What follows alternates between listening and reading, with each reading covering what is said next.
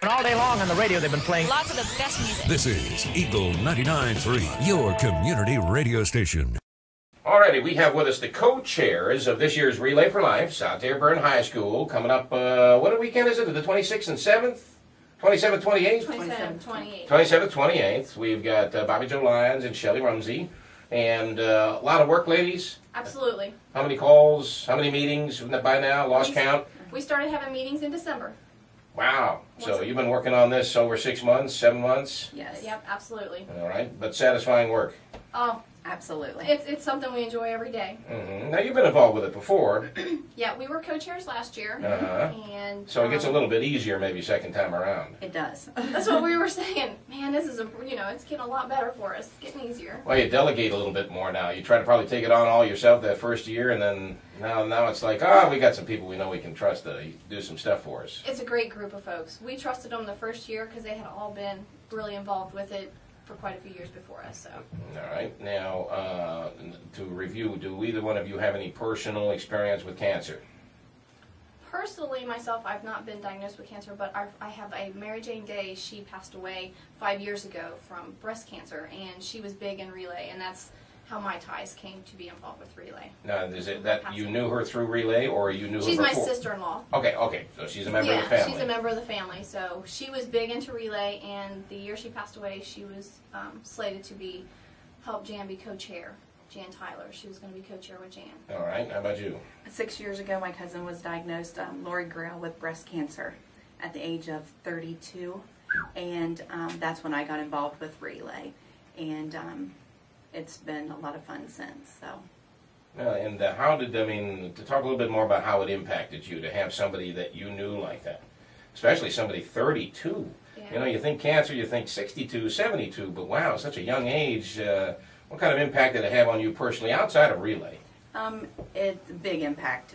When you deal with somebody who's that young, who has 4 children, it's very hard. And unfortunately, we lost her last year in April, right before Relay. So it is very difficult, but Relay definitely helped me get through it.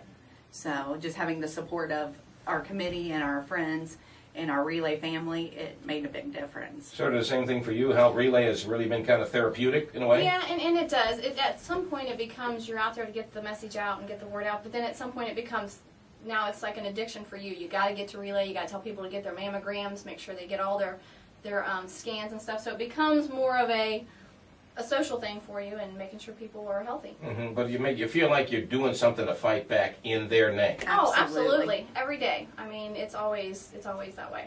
Getting the awareness out there so people get the test earlier so their family doesn't have to go through what we've been through. And we keep educating early detection, regardless of what kind it is. Doctors can do so much more today in addressing cancer than they could even 5 years ago. Oh, yes. Yeah, and that's when Mary Jane passed away. She was 36 and had 2 children when she passed away. So it's just been awesome to think that how you can get through it by being around other people who are going through the same thing you are. And the community response, having been involved with it in the past, is extraordinary. Absolutely. You get hundreds of people out there. Oh, they think it's a carnival. I had a guy stop me because we had a T-shirt on. He goes, I went and I loved it. It was like a carnival, he said. So many people there. So. Well, you make it so. We're going to talk a lot more about how much effort you've put into make it more than just a walk. Yeah. But in general, the community has really latched onto this event and made it really one of the events of the year of any kind. Our community is wonderful at helping us. And with that, we did raise $192,000 last year.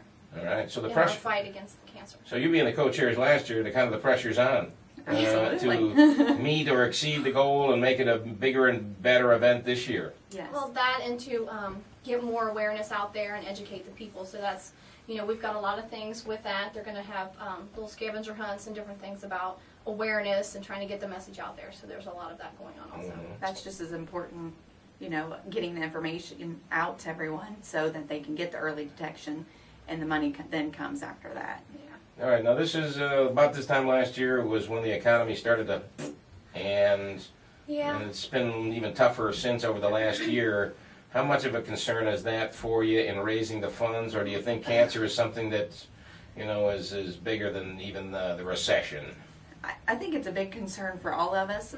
We really thought it would really cause us a problem, but everybody, this subject's important to everyone, and as we're already telling by our totals at this point, And our sponsor count, yeah, our sponsorship, who, we have new sponsors and things like that. They're really stepping up to help us in our fight. Right. So things are going very People well. are still willing to give. I mean, we really have not seen much of. We've seen some sponsors step away, and then we've also come in with the same amount of sponsors.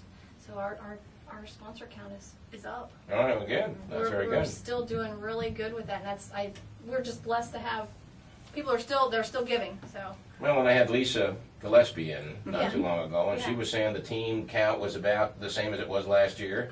We actually had 62 teams last year, and we're at 71. Wow. Well, oh my. So it's grown since she's been here. Yes. That's Yes, great. it has. So- Well, you're defying the odds, because right now everybody's telling charitable contributions are down, and people are tightening up their spending and all the rest. It's just awesome to know that there are still people out there, that those who are touched by cancer and those who are not. I mean, they have family members. They're still donating. Hmm. Now, you know about the teams and then all the activities they've been doing.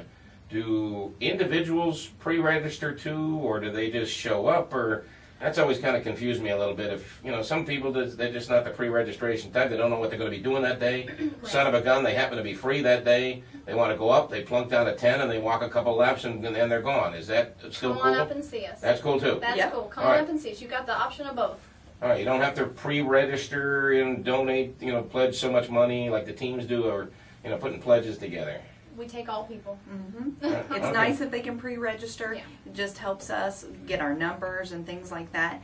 However, they're all important to us, and they can still just come up that day. All right, now this starts what time on Saturday morning? 9 a.m.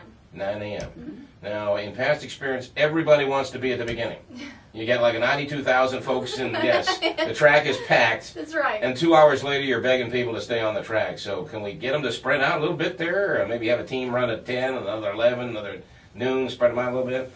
Yeah, we have quite a few different things going on. So we're trying to do a fight back ceremony at 2 to kind of pump the crowd up and say, hey, we're here and we're going to fight back against this and get those numbers down.